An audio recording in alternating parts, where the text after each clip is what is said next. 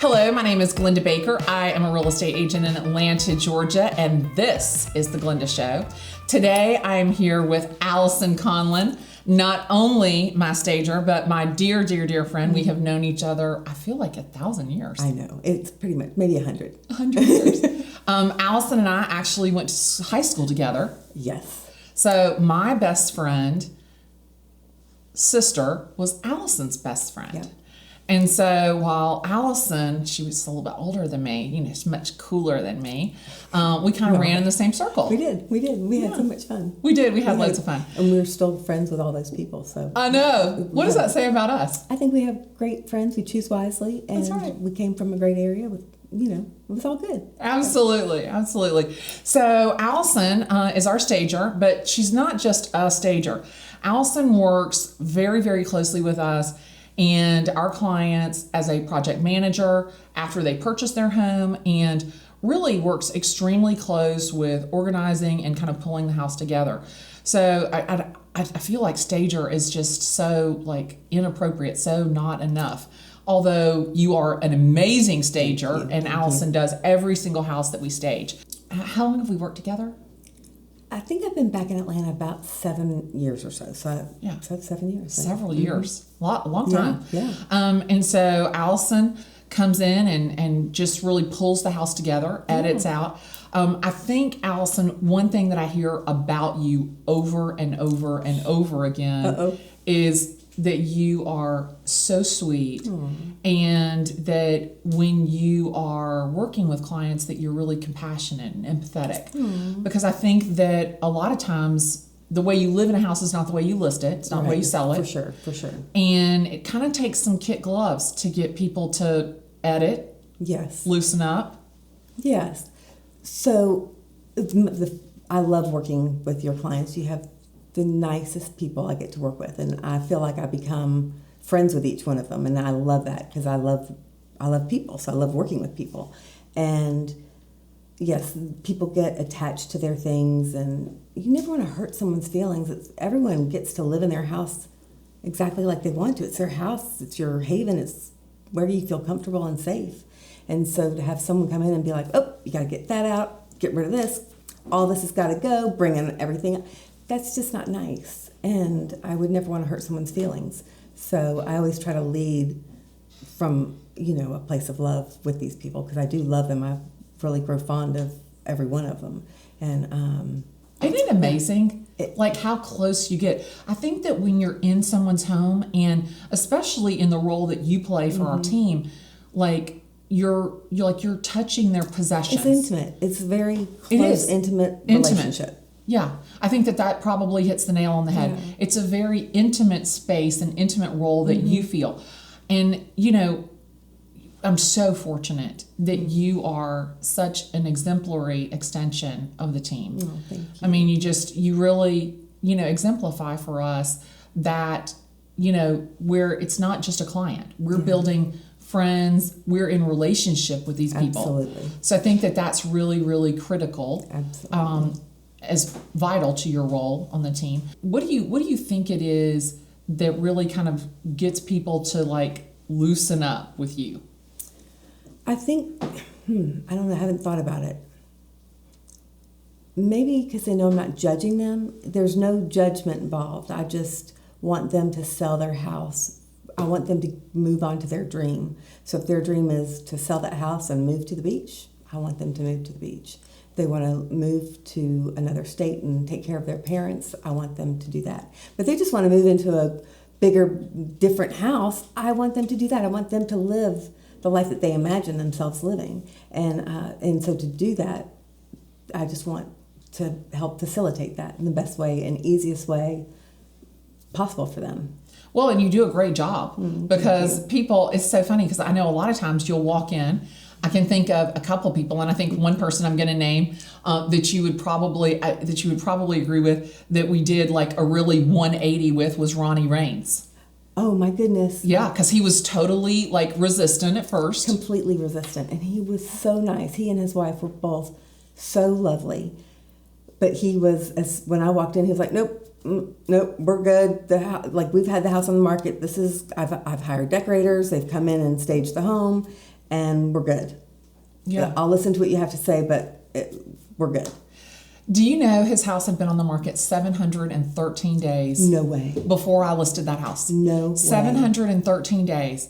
And you were a critical part of the success of getting that home sold because you really tightened it up. You're exactly right. He'd had a stager come in, he'd had a decorator come in, but those people weren't looking at it through the lens of how a buyer is going to look at it. And really, if anybody said, what is the secret sauce with Allison? I would say that's probably one key thing is that you have this amazing ability to look at it through the eyes of a buyer. Oh, thank you. I appreciate that. You know, I've bought many houses, so it's, you know, I do kind of go back to that, like what turns me off when I walk into a house, or if I open closet doors and things are pouring out, then I know that that's not the house for me. There's not enough room for them. There's not enough room for me. Oh, that's a nugget. If there's not enough room for them, there's not enough room for me. I may steal that and make that a Glennda-ism. Oh, my stars and stripes. I love that. I tell everyone that. If there's not enough room for them, there's not enough room for me. Oh, wow. Yeah. What a great little nugget. I love that. Well, you use it. Let it be a Glennda-ism. I am. I could call it an Allisonism, but no, I like a Glennda-ism much better. It sounds much better, and I don't have very many Allisonisms. Okay, so Allison, let me ask you a question. So you've seen a lot of things. Oh, Lord. Because you're getting like into their space, personal space. Very personal space. Oh, my stars. Okay, so I know a couple of things we won't mention. Yes. But tell me, if there was one thing that you could mention, what would it be? Let's see. Yeah, those unmentionables, you can let your mind wander. I think one thing that was really cool for me is walking through a house and, you know, trying to assess everything and then coming upon the mirror ball trophy of one of our clients. I was like, okay, well, how do we deal with this? Like, do we put it front and center? Do we need to hide it away? Like, is it how is it the best way to deal with that? And pictures of people with presidents and just celebrities in general in their whole life. We don't want to ever put someone's life on front and center, but because people get distracted. Absolutely. I mean, come on, give me a break. Like the mirror ball trophy is like on the mantle. The Super Bowl ring is like in its case. Absolutely. Like, you know, your picture with like 4 different presidents. Yeah. Who's looking at the house at that point? We want people to walk away remembering the house and how great the house is. And by the way, it was owned by such and such. Yeah, so that's really, so that's key. So we really want who it's owned by to almost be secondary. Right. And so, again, it's very difficult to make it your home when someone else is so dominant in their presence in the property. Absolutely. And I'd say that goes for any home because you also, in any home, you want to be respectful of who lives there. Right. And so you just don't, I don't know, I agree with what you just said. Well, you know, one thing that you do really, really well is you have a great way of finding the in-between of 48 pictures of Uncle Bob and not being clinical. So that's one thing is like you don't want to sterilize it so much that somebody can't imagine themselves living there. Absolutely. But you don't want it to be so dominant with somebody else's stuff that they can't see themselves living there. And you do a great job at finding that happy medium. Thank you so much. I appreciate that. Yeah, I love it. You know, when the clients get on board, it makes it such a smooth transition and they start seeing it. Yeah. It can be with a few tweaks. I mean, you can move some pillows or a few pictures and they're like, oh, I see now. Like, because when you live with your stuff that you love, you want it around you, but then, I mean, ultimately, do you want to move into your next house or do you want to stay where you are? So when they start seeing that kind of deconstruction, they start realizing and understanding it. Yeah, and they got to pack it up anyway because they're moving. That's what I say. Like, if you don't want it, get rid of it because why do you want to take it with you to your new house? Right. And if you want to take it, then let's pack it up and get it nice and neatly organized and ready to go. Now, Allison, that kind of segues us into like the next part is that a lot of our clients don't want to let you go. Like they want to keep you like you're not just like going in and staging just for the house to be put on the market and get sold. we have a lot of clients that then have you come back in and pack up everything and organize it for their move, and then unpack them when they get to the next location, and make that next home their home. And I love that. Because like we said earlier, I love building the relationships. Yeah. And so saying goodbye when you leave that last day, you're kind of in such a hurry because you've been there all day. You want to let people have their space, and then when you leave, it's like, oh, I wonder how so and so is doing. Yeah. But so when I get to go back and work with them, I consider it such an honor. First, I consider it to be an honor in anybody's homes that they would let me in to help them facilitate their move in whatever way I can help. But when they ask me back past that, it's very kind, and I love working with them and helping them organize, because that's kind of how it all started. When you first started asking me, it was like, ooh, they have a couple of kids. Would you mind going in and helping them just organize the kids' toys? Yeah. And it just kind of grew and grew. And it grew and grew a lot. It sure did, which has been so great. But I love working with your clients, and I love when I get to go in their homes and help them organize their move. Because when you have a big house, a small house, a lot of stuff, once you get to the other side, what are you going to do? You can't just throw it in the house or put it all in the garage. You have to have it kind of set up, ready to unpack and make your new home your home. Well, one of the things that I got to do with you recently that I have to say I absolutely loved was us going shopping together. Do you remember? Do you know what I'm going to talk about? I love that day. Okay, so we have a client, and I'd say he's on the younger side of our typical clientele. Very much so. Yeah, so on the younger side, and moves into a fancy smancy house, and wants to kind of furnish it, and reaches out to us to kind of help. It was so great. It's still great because he's one of those people that I get to work with continually and have for several years now. Yeah. And I adore him and his whole family. Yeah. And getting to pick out like his china. Oh my gosh, that was day, so much fun. We had so much fun, and it's beautiful. And when we took pictures of it on the table, the way the colors. Yeah, and he was so excited. I think that just like feeling the excitement with him. So I think that we talked about it. Like are we like we're not sure if we're his wife or his mom. Because we're certainly old enough to be his mom. We're his go-to women. That's right. We are. So it's so funny.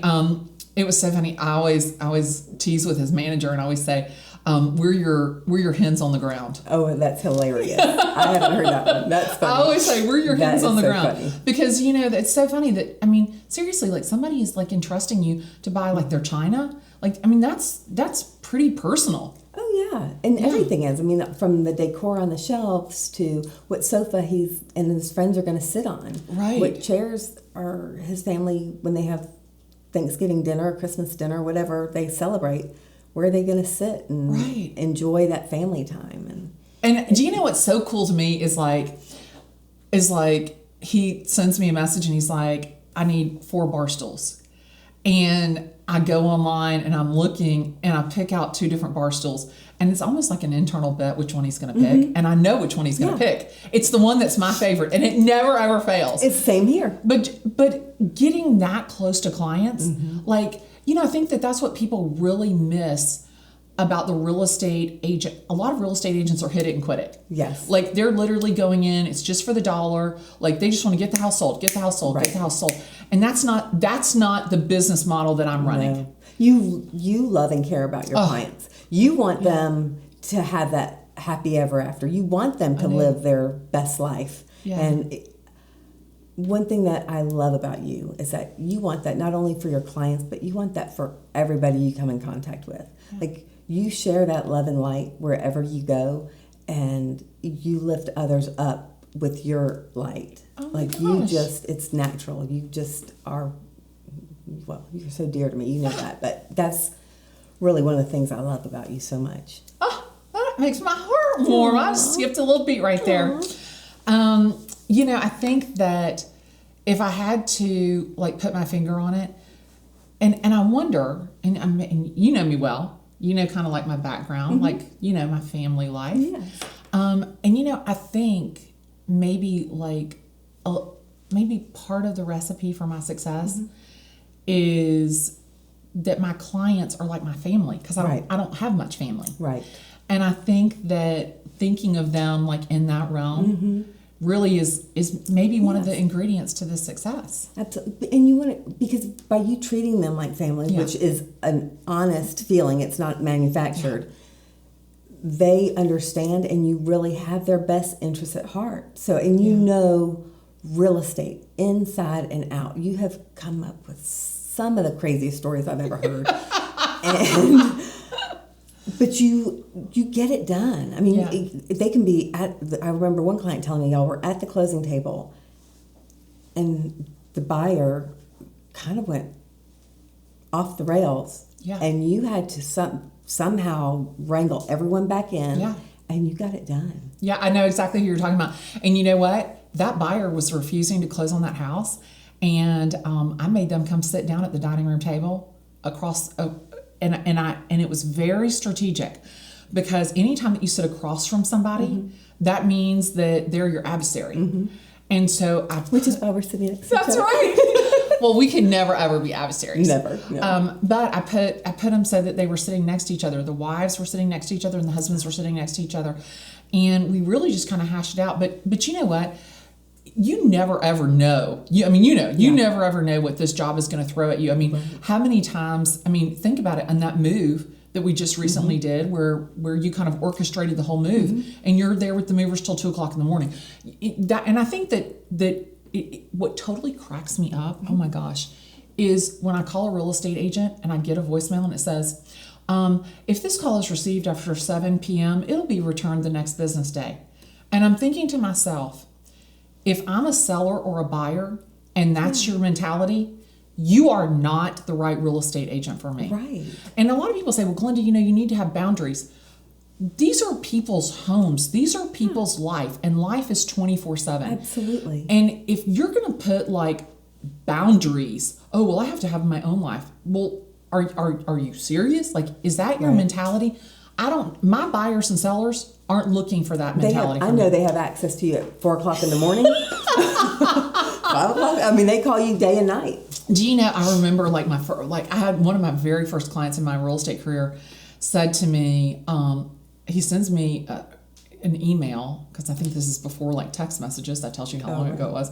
He sends me an email and he says to me, he goes, I'm having nocturnal disturbances. And it was like 5 a.m. And I never will forget, whoever I was married to at the time said, I think that this is out of line for him to send you an email at 5 a.m. And I thought to myself, the reason that people work with me is because I'm actually going to respond. And we have one client who doesn't think a thing about texting me all through the night. I know you get calls at 4 o'clock in the morning. Oh my gosh. Yeah. And you remember my response to him was like, it's a good thing that I sleep with my phone beside my bed, because what if I didn't? He goes, that would be tragic. That would be tragic. Exactly. Should I say what's your favorite Glennda story? Oh my goodness. Okay, that you can tell. Okay, yeah, because all my Glennda stories, pretty much all of them, I can't tell. Allison! My favorite Glennda story. Okay. We could talk. You know what? Oh, were you there when I sold the strawberry daiquiris at Jody Horn's house? No. Out of the milk jug? No. So I poured all of the milk out in the sink, and Nikki Griner and I made strawberry. You better not say her name on camera. She might not like it. No. Nikki Griner? Are you serious? I know. I'm teasing.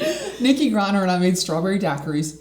We funneled them into this milk jug and then sold the daiquiris out of the milk jug for $10 a cup. That's amazing. In the front of Jody Horn's house at that party. That's hilarious. That is hilarious. I don't know where I was because I lived a block over from him. I started to say, I'm sure you were there.